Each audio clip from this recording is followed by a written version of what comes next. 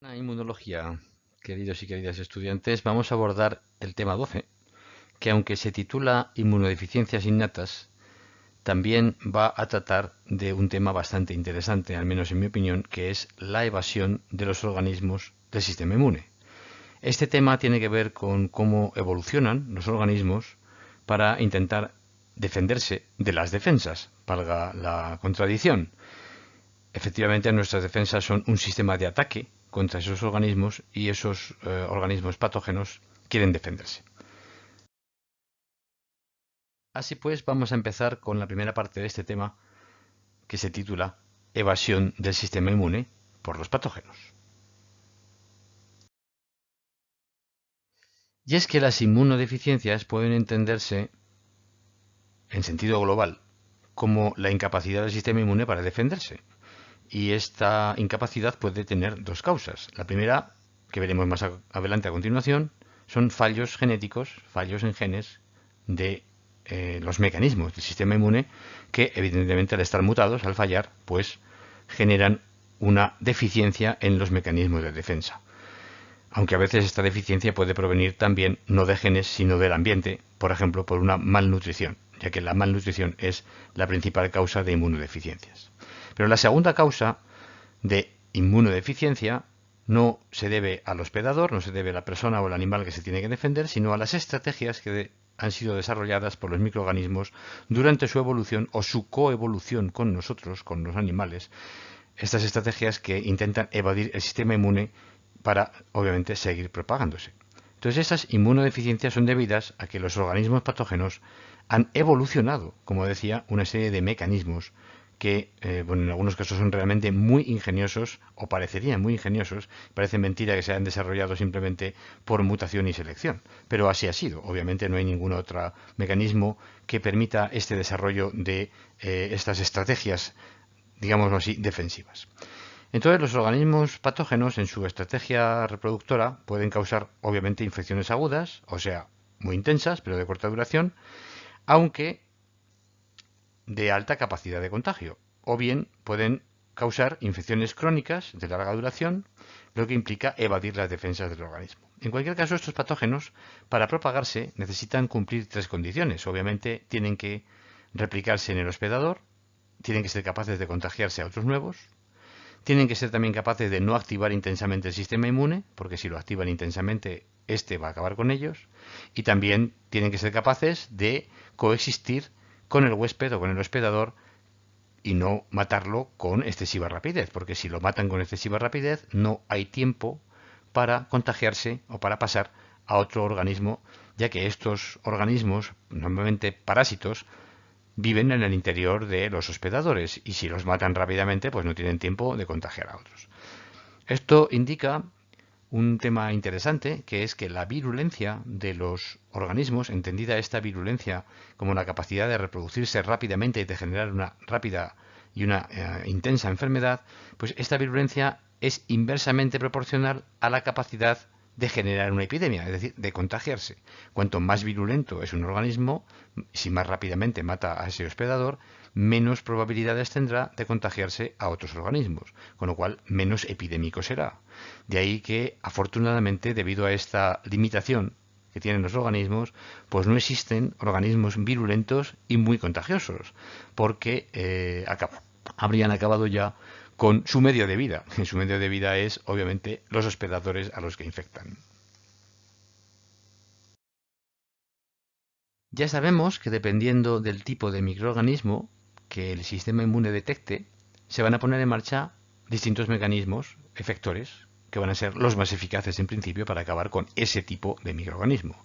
Entonces, claro, tenemos bacterias, tenemos hongos, tenemos virus, incluso en las bacterias tenemos bacterias extracelulares o bacterias intracelulares.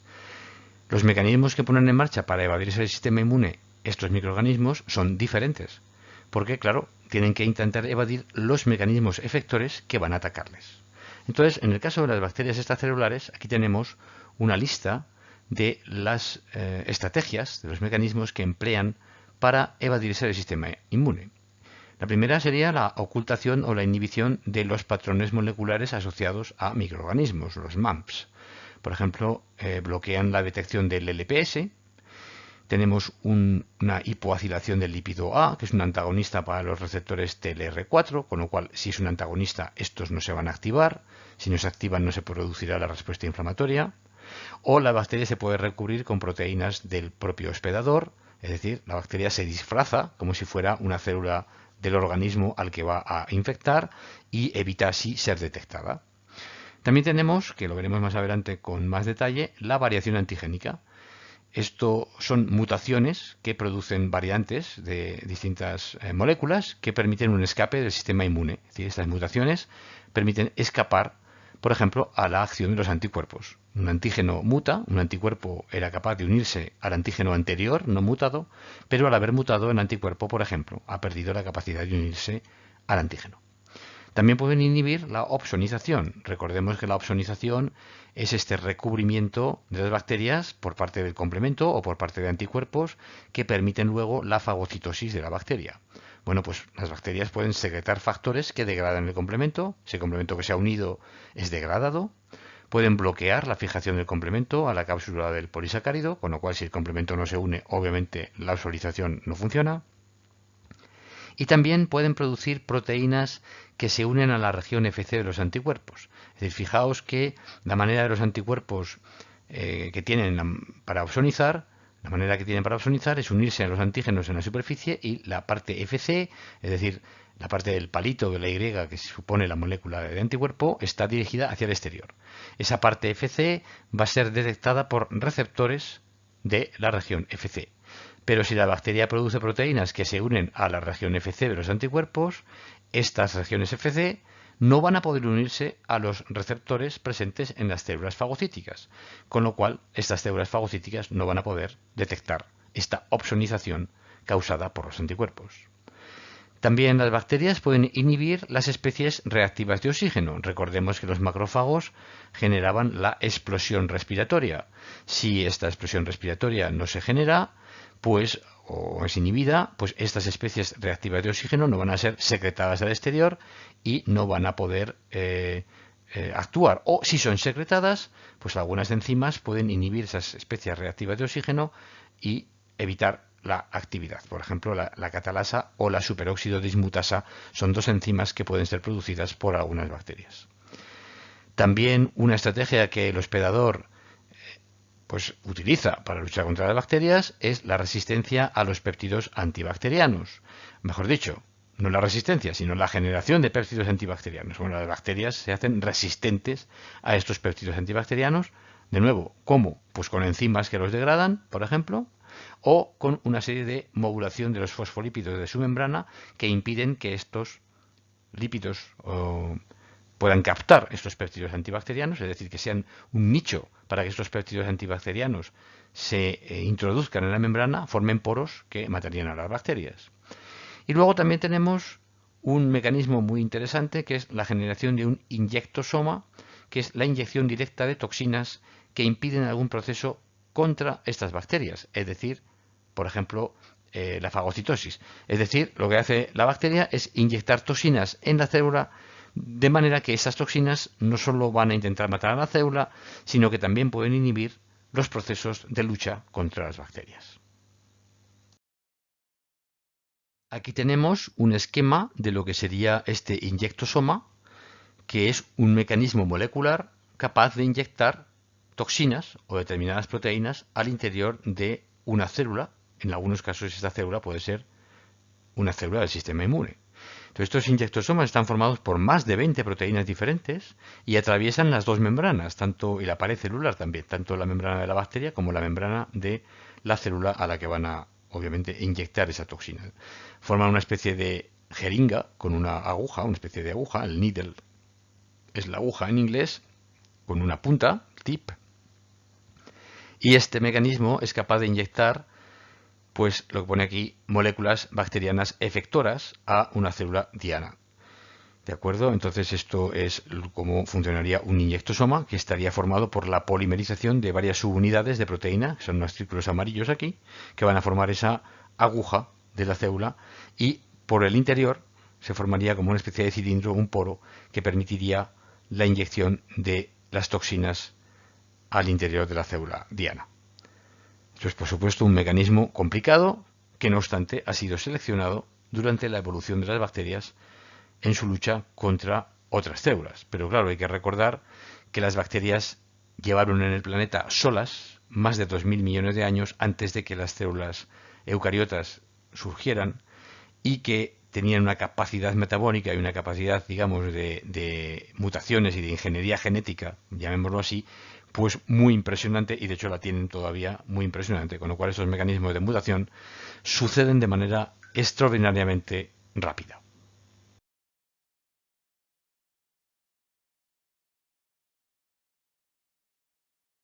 Como hemos dicho antes, cada tipo de organismo tiene sus estrategias y en este caso vemos aquí resumidas las estrategias de evasión por parte de las bacterias intracelulares, que son obviamente las que viven en el interior de las células, como pueden ser las micobacterias que causan la lepra o la tuberculosis. Bueno, entre estas estrategias, algunas son comunes a las bacterias extracelulares. Claro, la variación antigénica supone mutaciones que permiten la evasión del sistema inmune. También tenemos esta otra estrategia común, inhibición del reconocimiento de los MAMPs.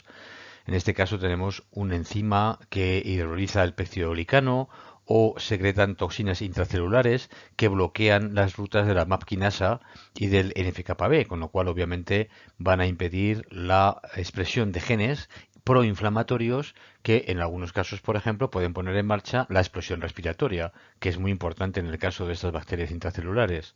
También tienen mecanismos de resistencia a péptidos antimicrobianos, como por ejemplo secreción de peptidasas que los van a degradar o la modulación de los fosfolípidos de membrana, igual que antes, que van a evitar que estos péptidos antimicrobianos se inserten en la membrana y puedan causar pues ese poro que las va a matar a esas bacterias. También en el caso ya específico de estas bacterias intracelulares, pues inhiben la fusión de fagosomas y lisosomas. El fagosoma es utilizado por estas bacterias, es decir, la fagocitosis es utilizada por las bacterias como un mecanismo de entrada al interior de la célula, pero claro, si esta fagocitosis conduce a la fusión del fagosoma con el lisosoma, la bacteria puede ser digerida. Para que la bacteria pueda vivir digamos, en el interior de la célula, pues estos fagosomas deben evitar ser fusionados con los lisosomas y por tanto, esto evitaría la digestión, ¿no? Entonces esto se produce por liberación de componentes de la pared bacteriana que de alguna manera impiden esto. También tenemos que si esta fusión no ha sido inhibida, pues también podemos tener mecanismos de resistencia a la digestión, a la lisis, dentro del fagolisosoma, es decir, son bacterias resistentes a esa digestión. Y también tenemos otro mecanismo y es que cuando las bacterias han sido fagocitadas y han formado parte del fagosoma, están internalizadas por el fagosoma, tienen mecanismos para salir de este fagosoma al citosol donde van a vivir, donde van a infectar. Entonces, esto se produce por secreción de hemolisinas, que son lípidos o proteínas que destruyen las membranas celulares, es decir, en este caso la membrana del fagosoma, que sería una vesícula intracelular. Esa membrana es destruida, las bacterias del interior salen al citosol, donde van a infectar a la célula. Continuando con los mecanismos de evasión de los microorganismos, pues los virus también han desarrollado los suyos propios. Algunos son comunes con las bacterias que hemos visto anteriormente y otros son propios de estos microorganismos. Los virus son capaces de inhibir la inmunidad humoral de varias maneras. Una es con un receptor viral soluble de FC, es decir, es una proteína soluble, secretada, que se va a pegar a los FC de los anticuerpos y va a, por tanto, a evitar que estos se unan a los receptores de las células fagocíticas, con lo cual se evita la opsonización y la destrucción de los virus. También tenemos que algunos virus expresan un receptor de complemento viral que actúa contra algunas de las proteínas del complemento, es decir, las secuestra y evita que éste se active. Incluso algunos pueden generar proteínas inhibidoras de la activación del complemento que van a intentar evitar la activación del complemento en la célula infectada o cerca de la célula infectada. También tenemos mecanismos de inhibición de la respuesta inflamatoria.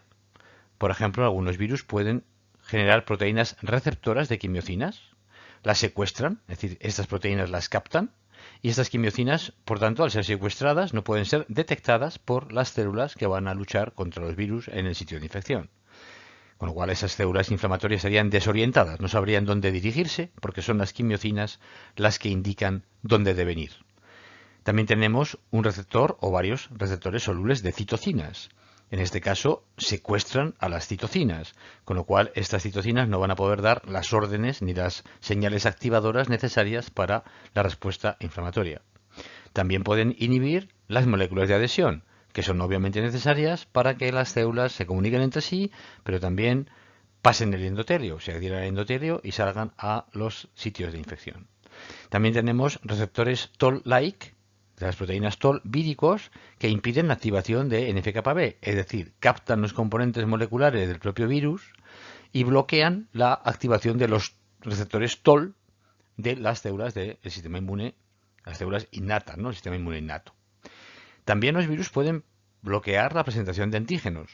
Claro, recordemos que la manera en que la célula infectada por un virus indica que está infectada es mediante la expresión de moléculas de MHC de tipo 1 que tienen péptidos que han captado de las proteínas producidas en el citosol debido a la infección de los virus. Bueno, si evitamos que las moléculas de MHC de tipo 1 sean expresadas, pues no podrán, estas células que están infectadas no podrán indicar que lo están a, por ejemplo, las células TCD8 citotóxicas. ¿Esto cómo se hace? Pues de dos maneras. Uno, podemos tener proteínas víricas que inhiban o actúen de alguna manera para inhibir la expresión de los MHC de tipo 1, pueden evitar la expresión génica, pueden degradar el ARN mensajero, en fin, varias cosas. Y luego también tenemos la inhibición de los transportadores, de los TAP, que estos eran, recordemos, las proteínas que eran necesarias para transportar los péptidos del citosol desde el proteosoma o proteasoma, donde se generaban, al retículo endoplasmático. Y ahí se unían al MHC de tipo 1. Si estos TAP están inhibidos, los péptidos que están generados en el citosol no pueden pasar al retículo endoplasmático, no pueden ser cargados al MHC de tipo 1. Cuando esto sucede, los MHC de tipo 1 no son maduros, son inestables y no pueden ser exportados a la superficie, con lo cual no va a haber una señalización en esa superficie de que la célula está infectada. Y también los virus pueden generar citocinas o proteínas que producen una inmunosupresión del hospedador. En este caso, por ejemplo, citocinas antiinflamatorias, citocinas tolerogénicas que van a inducir una tolerancia a los antígenos nuevos con los que el virus obviamente está infectando, ¿verdad? Pero de todas maneras, si hacemos que esos antígenos sean tolerados, pues la respuesta inmune no va a ser, desde luego, al menos tan intensa como sería de no ser tolerados. Entonces hay una interleuquina 10 vírica, que es una proteína, una citocina que es tolerogénica, como ya hemos visto en algunas ocasiones, que los virus han capturado este gen a lo largo de la evolución, lo han capturado de los organismos a los que han ido infectando, lo han incorporado en su genoma y ahora lo utilizan para generar una inmunosupresión del hospedador. Vamos ahora a analizar con un poco más de detalle algunos de los mecanismos que hemos ya visto en las diapositivas anteriores. Vamos a empezar con el mecanismo de la variación antigénica, que tenemos aquí, está generado o está puesto en marcha por una bacteria que se llama Streptococcus pneumoniae, que obviamente causa infecciones pulmonares. Esta bacteria tiene, digamos, varias razas moleculares, varias estirpes bacterianas, cada una se diferencia de la otra en una molécula prominente de su pared extracelular, de la parte exterior de la bacteria, y esta molécula es muy antigénica, de modo que cuando una bacteria entra, pues va a inducir una respuesta inmune contra el antígeno o contra el epítopo que está presente en esta estirpe, en esta, digamos, entre comillas, raza bacteriana. Cuando el anticuerpo se ha generado, la infección por esta bacteria será eliminada, la bacteria será eliminada y la infección habrá sido vencida, pero, no obstante, otra bacteria que prácticamente comparte todos los genes con la anterior, excepto a lo mejor algún gen que indica o que expresa una proteína o una variante de esta proteína antigénica que está en la superficie de la bacteria, bueno, pues claro, esta otra, digamos, raza de bacteria es inmune a los anticuerpos que se ha generado contra la raza primera, la primera que infectó. Con lo cual esta bacteria se encuentra en un entorno, de nuevo, en el cual es necesario una respuesta primaria. No hay memoria, la memoria se habría generado aquí para el mismo tipo de bacteria, pero como ahora nos infecta otro tipo de bacteria diferente, tenemos una respuesta primaria, que es evidentemente mucho más lenta que la respuesta secundaria o terciaria, contra este segundo tipo de bacteria. Cuando este segundo tipo de bacteria ha sido eliminado, el organismo no queda inmunizado contra la bacteria, sino que queda inmunizado solo contra los tipos de bacteria que han sido capaces de infectarlo. Con lo cual todavía estos otro tipo de bacterias están aquí indicados con distintas estructuras o distintas moléculas en la superficie, podrían infectar más fácilmente al mismo organismo, puesto que no ha generado una respuesta a memoria contra todas las bacterias, sino solamente contra una parte o una serie de, digamos, estirpes de la especie bacteriana que está infectando y que está causando la infección. De esta manera, todas estas razas bacterianas colaboran entre sí para permitir la infección bacteriana por la misma especie de bacterias. Otro mecanismo de evasión del sistema inmune lo lleva a cabo el famoso virus de la gripe. Es también un mecanismo de variación antigénica. El virus de la gripe lleva a cabo dos, digamos, o efectúa dos mecanismos de variación antigénica. Uno es la desviación antigénica y el otro es el cambio antigénico. Aquí en inglés, antigenic drift y antigenic shift. Bueno, ¿qué es el antigenic drift, la desviación antigénica? Pues supongamos que un virus nos ha infectado y hemos desarrollado anticuerpos contra él. Ahora este virus sería neutralizado, no podría unirse a los receptores que es necesario que se una, a los que es necesario que se una para poder infectar a la célula, y entonces obviamente estaríamos protegidos contra él. Pero al infectar a otras personas, a otros organismos que no están protegidos por estos anticuerpos, el virus puede mutar. Al mutar puede generar variantes de esta proteína, en este caso la hemaglutinina, que es la proteína necesaria para unirse a este receptor. Estas variantes se siguen uniendo al receptor, pero en cambio los anticuerpos que nosotros habíamos generado al ser infectados por esta variante del virus, esos anticuerpos son inútiles para protegernos contra la variante mutada del nuevo virus y somos susceptibles, por tanto, de ser infectados por él. Esta desviación antigénica produce nuevos virus, pero no es demasiado peligrosa porque la mayoría de la población sigue teniendo anticuerpos que más o menos protegen contra esta nueva variante vírica que ha surgido por mutación. Un mecanismo mucho más, digamos, peligroso es el cambio antigénico, que sucede cuando dos virus distintos infectan a una misma célula. Por ejemplo, podría pasar que un virus de la gripe porcina y un virus de la gripe aviar sean capaces de coexistir, por ejemplo, en un cerdo de granja que ha sido infectado por la gripe porcina y la gripe aviar. Bueno, estos dos virus intercambian material genético dentro de la célula y generan un nuevo virus, completamente nuevo, en el sentido de que ningún anticuerpo de la población anterior es capaz de neutralizar y de impedir que el virus se una a los receptores e infecte las células. Esto puede pasar con la gripe porcina o la gripe aviar, pero también puede pasar con la gripe humana, la porcina, la gripe humana, la gripe aviar, y generar nuevos virus que no van a poder ser neutralizados por los anticuerpos existentes en la mayoría de la población. Y esto hay que intentar entenderlo desde el punto de vista de las epidemias, de cómo funcionarán las epidemias.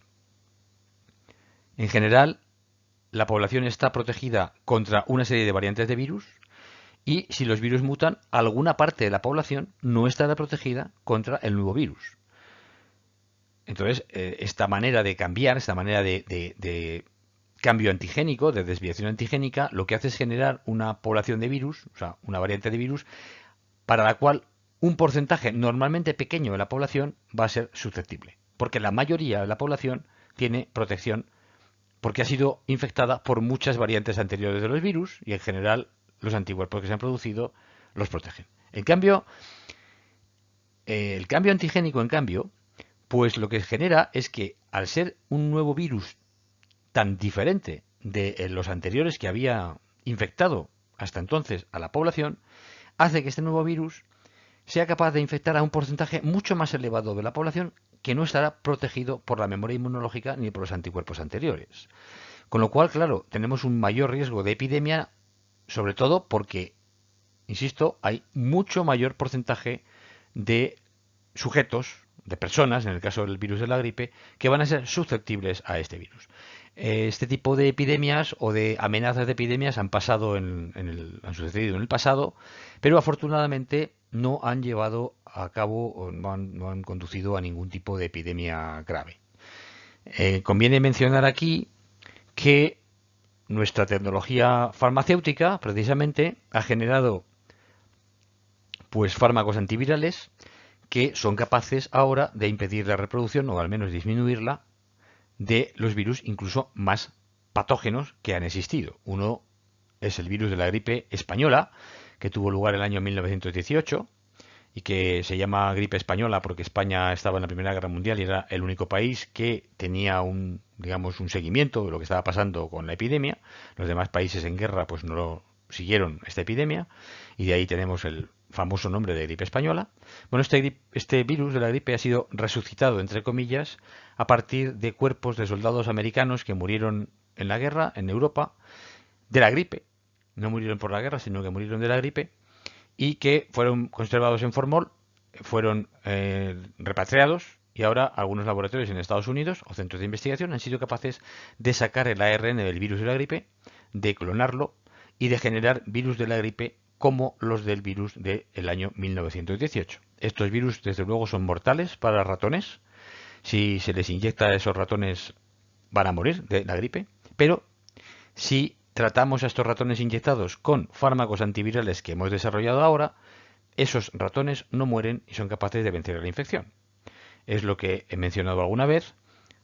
Existe ahora no solo la secreción del sistema inmune, no solo las moléculas de citocinas, quimiocinas, factores proinflamatorios, etcétera, sino que contamos ahora con secreciones de nuestro sistema nervioso, es decir, la preparación, las ideas, el conocimiento, la tecnología que genera nuevas moléculas, en este caso fármacos antivirales, que son secretados al exterior, al mundo evidentemente exterior donde están los virus y que estos virus jamás se han encontrado con ellos antes, no han tenido tiempo todavía de evolucionar contra ellos, aunque sin embargo, sí que son capaces, ya en algunos casos, de producir mutaciones que les hacen resistentes con una velocidad bastante asombrosa. Particularmente en el caso del virus del SIDA es lo que hemos observado. Bueno, en cualquier caso, toda esa historia es interesante, pero lo que hay que entender son los mecanismos de desviación antigénica y de cambio antigénico que he explicado anteriormente. Los protozoos son también parásitos que nos infectan. Algunos son famosos, conocidos, como el Trypanosoma africano. Y estos también ponen en marcha mecanismos de evasión del sistema inmune mediante variación antigénica. En este caso, el protozoo, el Trypanosoma, lo que hace es poner una, variante de una proteína que se llama la proteína VSG, que es una glucoproteína de cubierta variable, es una proteína que varía, es decir, tiene como hasta 1000 variantes, y estas variantes no están expresadas a menos que se coloquen, se transloquen por mecanismos de recombinación génica en un sitio de expresión. Entonces, un protozoo infecta y tiene una de estas variantes en el sitio de expresión, con lo cual esta proteína de cubierta variable va a ser expresada por esa población de protozoos. Entonces, ¿qué va a pasar? Como esta proteína es muy inmunogénica, se va a generar una respuesta de anticuerpos eficaz contra esta variante de la glucoproteína y esta respuesta eficaz va a eliminar a la mayoría de los tripanosomas. Es lo que observamos aquí. Tenemos un crecimiento del tripanosoma, pero poco más tarde se produce una respuesta anti-VSG de la variable A. Esta respuesta elimina al tripanosoma. Pero una parte de esos tripanosomas transloca otra variable, otro gen de la proteína esta, que tiene, ya digo, 1000 variables, y lo coloca en el sitio de expresión. Ahora vamos a tener la variante C. Esta variable C no es reconocida por los anticuerpos que han sido generados contra la variable A, con lo cual no va a ser evidentemente eliminada. Y tenemos como que se produce una respuesta primaria otra vez. Es decir, aunque es el mismo protozoo, va a inducir una segunda respuesta primaria porque la anterior, digamos, ya no existe. Es decir, la variable A ha sido eliminada de la circulación, no está ya, los anticuerpos contra esa variable A no son eficaces contra la variable C y hay que montar una respuesta como si fuera nueva. Como si nos hubiera infectado este protozoo por primera vez otra vez, aunque está todavía dentro, digamos, infectándonos. Bueno, se genera una respuesta inmune contra la variante C, aquí tenemos el anticuerpo, y esta variable C es eliminada. Pero una parte de la población de los protozoos cambia de nuevo esta proteína VSG, coloca en el sitio de expresión otra de las variables, expresa otra glucoproteína diferente que no puede ser neutralizada ni por los anticuerpos contra la variable A ni contra los anticuerpos contra la variable C que se han generado anteriormente y va a crecer otra vez, va a haber un pico, ¿no? Se vuelve a producir una respuesta inmune que acabará por eliminar a este tripleanosoma, pero de nuevo algunos habrán colocado ya otra variable, otro gen en el sitio de expresión y estarán expresando otra variable que no podrá ser detectada por los anticuerpos generados contra las anteriores. De esta manera lo que tenemos son picos de infección, parece que te curas, vuelves a caer enfermo, parece que te curas, pero vuelves a caer enfermo, parece que te curas, hasta que al final se generan daño por muchos inmunocomplejos que se van generando y bueno, al final esto nos puede llevar, por supuesto, con los múltiples ciclos, pues nos puede llevar al final a la muerte.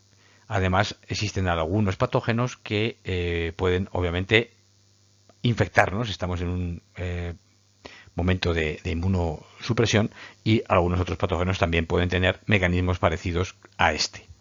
Con lo cual, pues es un mecanismo bastante eficaz para evitar la eliminación por el sistema inmune. Estamos todo el rato activando el sistema inmune, pero de una manera que no es eficaz porque cuando el sistema inmune es capaz de empezar a eliminarnos de manera eficaz, cambiamos, digamos así, el disfraz, nos disfrazamos de otra cosa y evadimos la acción del sistema inmune. Eso es lo que hace este protozoo. Bueno, hay un concepto que me gustaría explicaros con todo esto de la variación antigénica, que es este concepto de espacio epidemiológico molecular antígeno-respuesta inmune, que es un concepto que, en fin, me he inventado yo, ¿no? Pero realmente esto de los espacios sí que tiene que ver con lo que está pasando con el sistema inmune y con los microorganismos. Digamos que cada microorganismo ocupa un espacio molecular. ¿Qué es ese espacio molecular? Es la cantidad de variantes de mutantes que puede tener un microorganismo que le permite seguir siendo microorganismo funcional.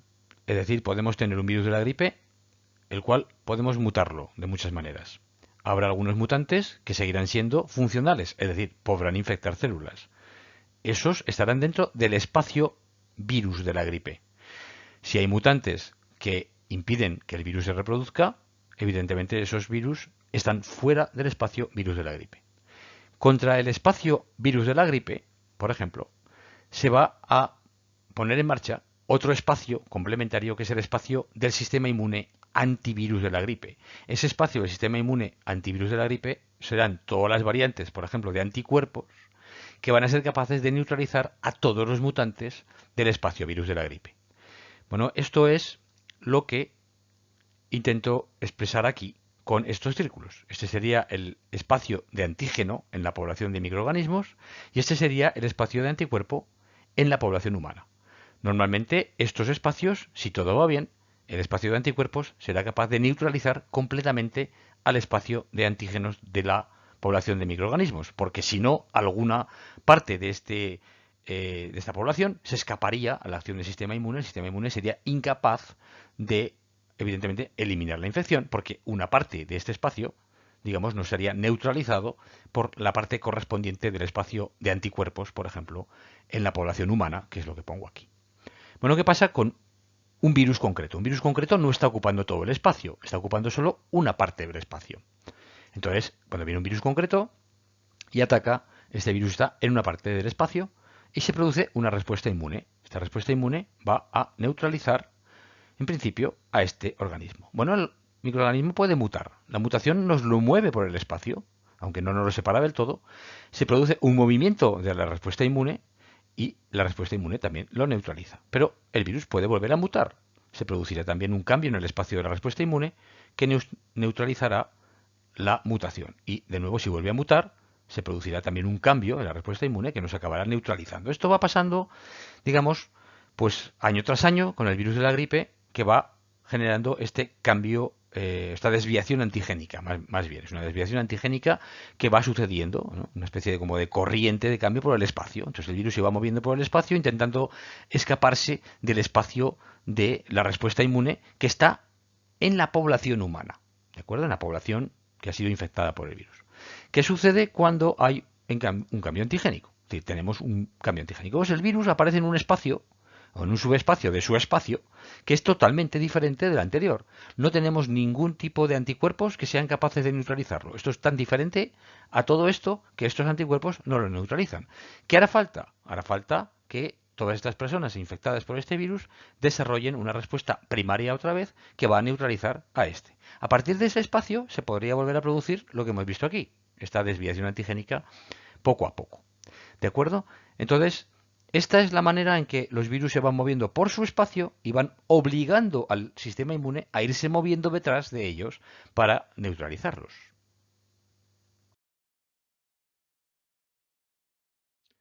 Otro mecanismo que emplean los virus para evadirse del sistema inmune es la latencia.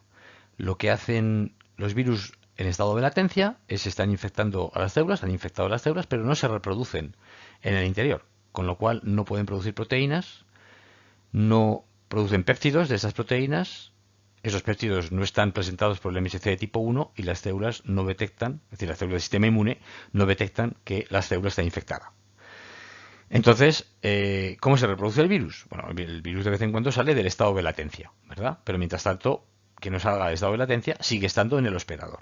Hay dos ejemplos aquí, que son el herpes simple y el herpes zóster. Este herpes simple es el que genera las morreras, estas inflamaciones en los labios, que son resultado de una infección aguda en las células epiteliales. Aquí el virus sí se está reproduciendo y es contagioso, efectivamente, puede pasar de una persona a otra, pues porque uno le da un beso a otro o se toca el labio y toca a otra persona y el virus puede entonces infectar a otros. Cuando se está infectando, está desarrollando, si ha infectado a una nueva persona, el virus, además de infectar a las células epiteliales, puede infectar el nervio trigémino, se llama, llega a un ganglio y ahí está en estado de latencia. Por mecanismos que no están claros, por ejemplo, una situación de estrés, inmunodepresión o lo que sea, el virus por el nervio pasa de nuevo a las células epiteliales donde se reproduce y genera un brote de herpes en el labio, este herpes labial, que es indicativo, por ejemplo, pues de que el virus se ha activado en un estado de estrés, de inmunodepresión, de tensión, justo a lo mejor antes de un examen te puede pasar esto, este tipo de cosas, ¿no? Por el estrés, por ejemplo, ¿no? Otro virus es el herpes zóster, en este caso también infecta las células epiteliales, pero esto sucede en la espalda y es bastante más potente este virus, bastante más grave que el virus labial. Claro, en la fase latente el virus está en el ganglio y, como digo, no está produciendo ninguna proteína, no se está dividiendo, no está haciendo ningún daño, simplemente se ha integrado en el genoma, por ejemplo, se ha podido integrar en el genoma, está simplemente dormido, pero algunas señales lo despiertan y cuando lo despiertan tenemos esa infección. De esta manera, el hospedador nunca acaba de estar liberado del patógeno. El patógeno simplemente está allí viviendo con él y espera la ocasión para reproducirse y en ese momento es infeccioso y puede pasar a otros hospedadores. Otro importante virus que utiliza la latencia como mecanismo de defensa contra el sistema inmune es el virus de Epstein-Barr. Este virus causa la mononucleosis aguda y es también causante de leucemias. El virus está latente, una vez que ha infectado las células B, entra en latencia en estas células. Pero no solamente utiliza este mecanismo, utiliza también otros mecanismos de evasión del sistema inmune, por ejemplo, la inhibición de la expresión de moléculas de adhesión, como por ejemplo la LFA3 y la ICAM1. Esta inhibición de estas moléculas de adhesión impide a las células T citotóxicas adherirse a las células B, que son las que están infectadas por este virus, está aquí indicado, y al no poder matar a las células B, pues evidentemente las células B continúan siendo infectadas y pueden pasar, dejar de ser latentes y volverse a reproducir, ¿de acuerdo? Normalmente en estado de latencia las células TCD8 no matarían porque no podrían ver que están infectadas. Esta inhibición se produce cuando el virus sale del estado de latencia y puede empezar a infectar. En algunos casos, esta salida del estado de latencia se produce porque hay una transformación de la célula B por el propio virus y se puede producir leucemias.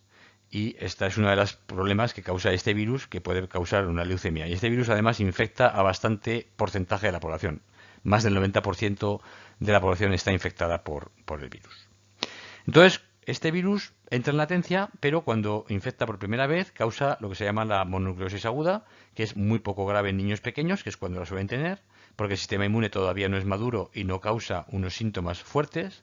Pero si pasamos esta enfermedad en la adolescencia, que por eso se llama la enfermedad del peso, nos contagian normalmente de esa manera, bueno, pues entonces sí que se genera fiebre y se genera un estado de inflamación importante que, bueno, pues realmente por lo menos nos deja en la cama, ¿verdad? Entonces, esto es así y, bueno, ya es bien conocido, pero una vez que nos han infectado, pues estos virus entran en latencia y alrededor de 1 por cada millón de los linfocitos infectados que están en latencia pueden, no obstante, convertirse en tumorales. Bueno, es ahí cuando intervienen los linfocitos TCD8. Cuando los linfocitos B se han convertido en tumorales por el virus, entonces empiezan a expresar las proteínas del virus. Estas proteínas del virus van a ser expresadas por el MSC de tipo 1, claro, esos péptidos, y los linfocitos TCD8 que se han generado para controlar la infección por primera vez, porque también se generaron las células TCD8 para matar a las células B infectadas. Bueno, esos linfocitos T memoria van a poder detectar a las células de leucemia que se han podido transformar y las van a matar, con lo cual en principio no vamos a tener por ello leucemia. De vez en cuando, sin embargo, si los mecanismos de evasión de este virus evitan que alguna célula de leucemia pues pueda ser matada por los linfocitos TCD8 y aparte esas células B, como algunos tumores, ponen en marcha también mecanismos propios de evasión del sistema inmune, pues se puede desarrollar una leucemia completa que efectivamente debería ser tratada y que en algunos casos pues puede causar la muerte. Bueno, esta tabla resume las estrategias víricas que emplean obviamente los virus para evadir el sistema inmune. Ya hemos visto algunas de ellas, las hemos visto anteriormente y las tenemos aquí resumidas de nuevo. Pueden inhibir la inmunidad humoral mediante receptores de Fc o proteínas que bloquean el complemento. Pueden inhibir la respuesta inflamatoria, por ejemplo, secuestrando quimiocinas, como hemos mencionado ya, o secuestrando también las citocinas que son necesarias para la lucha contra los virus. También pueden generar inhibición de las moléculas de adhesión, que lo hemos mencionado también con el virus de Epstein-Barr, que está aquí indicado, y pueden incluso protegerse de la activación del pacto de transcripción NF-κB, consecuencias que imitan a los receptores TOL y evitan la activación de los verdaderos receptores TOL.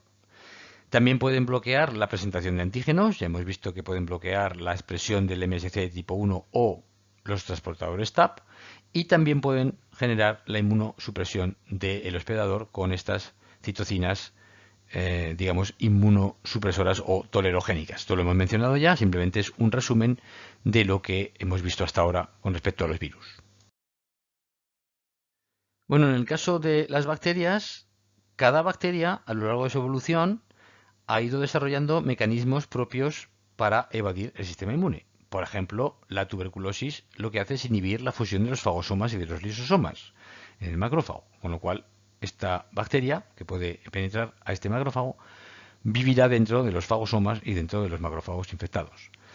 También pueden generar la salida de los fagosomas al citoplasma, como ya hemos mencionado, pasan al citosol e incluso pueden pasar de célula a célula desde el citosol sin salir al espacio extracelular. Esta es una bacteria muy lista, que es la Listeria monocytogenes, que creo que hay una película que está colgada en campus virtual. Después también podemos tener algún microorganismo que se aísla en sus propias vesículas y se defiende así teniendo una especie de caparazón protector del sistema inmune. Y algunas espiroquetas evitan su reconocimiento por anticuerpos, se recubren con proteínas del huésped y evitan así, obviamente, ser reconocidas como antígenos extraños o como microorganismos extraños. Hay dos enfermedades importantes, la enfermedad de Lyme y la sífilis, que utilizan este tipo de mecanismos de inhibición. Otro mecanismo de inhibición del sistema inmune o de evasión desde el sistema inmune es lo que podemos llamar una especie de judo inmunológico. ¿Qué es esto? A ver, el judo es un deporte en el cual los oponentes intentan utilizar la fuerza del adversario en su beneficio. Y esto es lo que hacen algunos microorganismos. Producen sustancias que estimulan con intensidad al sistema inmune, es decir, utilizan esa fuerza del sistema inmune, pero de manera no específica. Estas sustancias se denominan superantígenos y son capaces de activar a muchas células T de forma no específica. Por ejemplo, hasta el 25% de las células T de un organismo pueden ser activadas. Esta activación de las células T no específicas pues conduce, claro, a la proliferación masiva de las mismas, a la secreción de citocinas, de interferón gamma, pero tras su activación, como no encuentran ningún antígeno y falta esa señal del antígeno para que sobrevivan, pues lo que van a hacer estas células T va a ser morir. Entonces, claro, ¿qué ha pasado? Que este microorganismo ha matado a una buena parte de la población de células T. Algunas de estas células T tendrían receptores capaces de detectar péptidos presentados por el MHC tipo 1 o tipo 2 a las células T, pero es que las ha matado, entonces no están. Con lo cual genera un estado de inmunosupresión que puede generar evidentemente, una infección crónica, una toxicidad sistémica causada por las citocinas, además, durante el momento en el que estos superantígenos están funcionando, y esto beneficia al microorganismo. Por ejemplo, el interferón gamma, que se puede secretar por estos superantígenos, actúa sobre los macrófagos, les estimula a producir más citocinas, y lo que hace es estas citocinas, pues, como si se liberan en grandes cantidades, por ejemplo, si se liberan la interleuquina 1, la 6, el TNF-alfa, pues puede incluso causar un choque séptico, un fallo orgánico, en fin, algo que al final pues es obviamente muy perjudicial, pero que el microorganismo normalmente se ve beneficiado por todos estos mecanismos, ¿de acuerdo? Que están generados por enterotoxinas, que generan el síndrome del shock tóxico, pues estos son superantígenos, o otros superantígenos que producen pues esta producción masiva de citocinas que al final acaba con la apoptosis de las células T, como ya hemos mencionado, lo cual beneficia evidentemente al desarrollo del microorganismo. El mecanismo de evasión de algunos microorganismos es atacar directamente al enemigo y evitar así que el enemigo, es decir, en este caso el enemigo de los microorganismos es el sistema inmune, pues atacan directamente el sistema inmune. Tenemos aquí dos ejemplos, el sarampión, el virus del sarampión, que infecta a las células dendríticas. Obviamente, si las células dendríticas están infectadas y su función está impedida, no van a poder presentar antígenos a las células T, no van, por tanto, a activar esas células T, no se va a producir tampoco la activación de las células B, y tenemos una inmunodepresión durante meses. Y tenemos también la hipersensibilidad retardada disminuida. Es decir, esto es un marcador, una prueba que se puede hacer para ver que efectivamente estamos inmunosuprimidos, con lo cual somos susceptibles a otras infecciones. Es decir, el virus lo hace, digamos, para su propio beneficio, pero esto nos causa un perjuicio que va más allá del beneficio que el propio virus del sarampión puede haber obtenido atacando a las células dendríticas.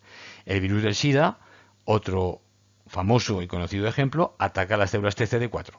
Por supuesto, esto genera inmunosupresión. Al atacar a estas células, el virus del SIDA obviamente se ve beneficiado porque es, digamos que se encuentra en un entorno en donde el sistema inmune empieza a no funcionar bien, lo cual le beneficia, pero también genera un estado de inmunosupresión que va a acabar finalmente con la vida de la persona infectada por el virus del SIDA, porque va a sufrir de infecciones oportunistas, microorganismos que normalmente son mantenidos a raya por el sistema inmune, van a atacar y van a infectar, y como no tenemos un sistema inmune adecuado, pues van a acabar generando infecciones que son mortales.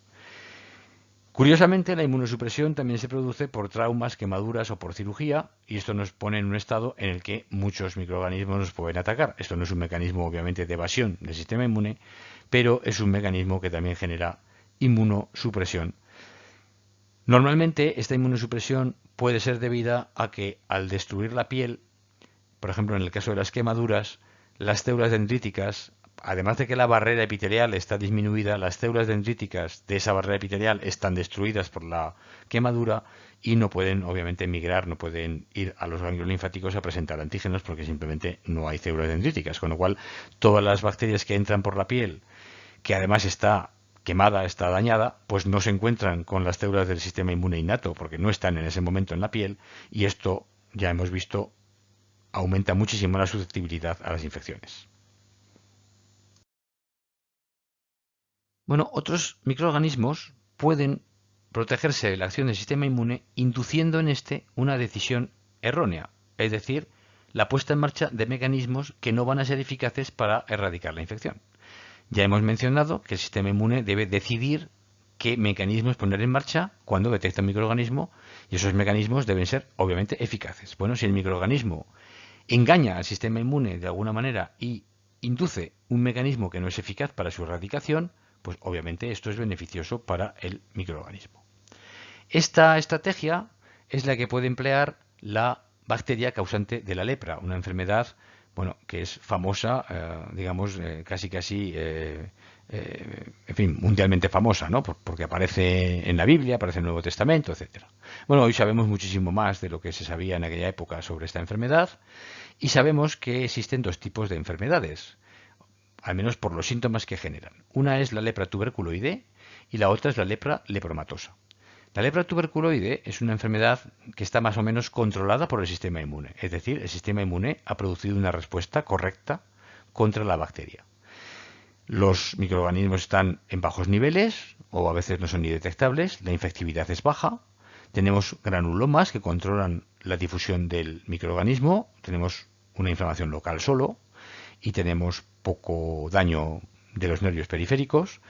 Las inmunoglobulinas son normales, esto es importante porque las inmunoglobulinas no son, digamos, una manera de luchar contra esta infección, porque como esta bacteria vive en el interior de las células, las inmunoglobulinas no llegan dentro, no atraviesan la membrana, con lo cual no es, digamos, necesario, no es adecuado aumentar la producción de inmunoglobulinas para luchar contra esta infección, y esto es lo que sucede en el caso de la lepra tuberculoide, en donde la respuesta inmune es correcta, y también tenemos una respuesta T normal, adecuada, que está manteniendo a raya a las bacterias, ayudando a los macrófagos a eliminarlas.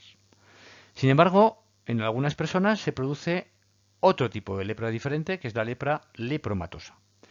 Esta enfermedad, aunque es la misma, está causada por la misma bacteria, los síntomas son muy diferentes, no tienen nada que ver. Los organismos crecen mucho en los macrófagos, están infectando con gran alegría estos macrófagos. Esta enfermedad es altamente contagiosa, hay una alta infectividad, hay una infección diseminada por todos los tejidos, por el hueso, el cartílago, hay bastante daño también en los nervios. Tenemos los niveles de gamma-globulina están elevados, perdón. Estos niveles están elevados. Esto es inútil, no vale para nada, porque como he dicho antes, la bacteria vive en el interior de las células y las inmunoglobulinas no las pueden ahí neutralizar ni atacar. Y además tampoco tenemos respuestas T adecuadas, con lo cual los macrófagos no están siendo ayudados por las células T para generar, por ejemplo, la explosión respiratoria o fusionar los fagosomas y los lisosomas, y esa es la razón por la que los organismos están creciendo tanto en los macrófagos. ¿A qué se debe esta diferencia entre estas dos enfermedades? Pues sobre todo al patrón de expresión de citocinas o citoquinas en la lepra lepromatoide y tuberculoide.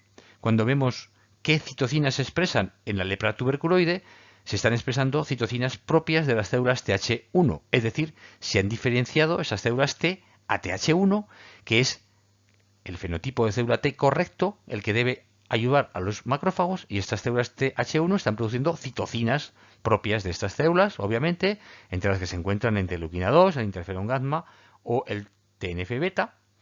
En cambio, no hay, estas citocinas no están siendo producidas en la lepra lepromatosa, porque esta lepra lepromatosa no ha generado células Th1. ¿Qué células ha generado la respuesta contra la lepra lepromatosa? Es decir, ¿por qué la lepra es lepromatosa? Porque se ha generado una respuesta Th2. Esta lepra lepromatosa tiene abundantes citocinas Th2, Es decir, se está generando una respuesta inmune más bien humoral o como si fuera un parásito, se están generando inmunoglobulinas, pero no se están generando células TH1, obviamente, que van a ayudar a los macrófagos, con lo cual la bacteria no está siendo controlada. Esto explica un poco la maldición bíblica de la lepra. Ya sabéis, o al menos algunos sabéis, que en el Nuevo Testamento estaban las poblaciones antiguas donde los leprosos eran eliminados, eran segregados fuera de la población. Hoy en día hay hospitales de leprosos que también es bastante tremendo ver cómo en algunos países no muy desarrollados tratan a estas personas. Hay algunos vídeos por internet que son realmente sobrecogedores. Pero bueno, lo que pasaba en la antigüedad era que los leprosos eran, digamos, expulsados, pero claro, aún así de vez en cuando aparecía otro caso de lepra. ¿Cómo es posible si estamos expulsando a todos los leprosos? Pues esto debe ser, obviamente, acción diabólica, el demonio que nos está castigando. Bueno, no. Lo que pasaba era que había una persona que tenía la lepra tuberculoide, que era prácticamente indetectable. Esta persona estaba controlando la infección, pero a lo mejor infectaba a otra que iba a desarrollar la lepra lepromatosa. Es decir, iba a tener todos los síntomas que hemos mencionado de un gran crecimiento, de una gran infección y de daño tisular. Entonces, parecía que aparecía un leproso de la nada, ¿no? Aparecía un leproso de en medio de la población sana.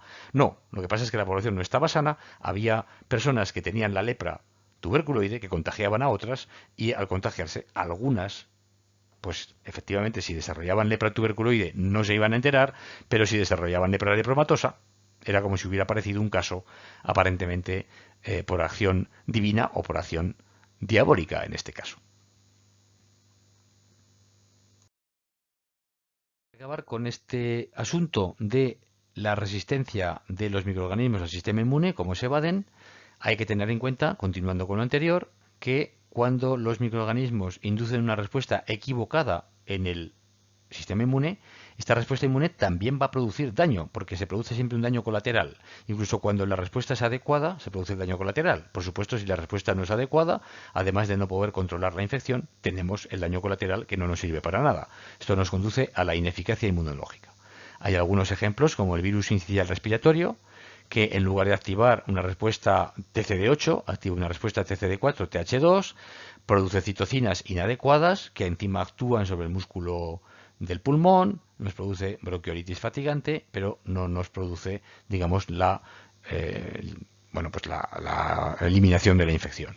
Y también algunos parásitos, como el esquistosoma, que pueden estar alojados en la vena porta, activan en este caso células TCD4, TH1, que no son las que tienen que activar, tendría que ser las TH2. Recordemos que las TH2 son las células que se activan correctamente frente a los parásitos, o deberían activarse frente a los parásitos. En este caso se activa una respuesta incorrecta, tenemos una inflamación crónica, fibrosis hepática, fallo hepático que nos puede conducir también a la muerte. Esto, por supuesto, beneficia al parásito, pero desde luego en nada beneficia al hospedador. Y con lo anterior damos por terminado la primera parte del tema 12, que nos ha ilustrado realmente bastantes estrategias de la guerra que los microorganismos llevan contra el sistema inmune para su supervivencia.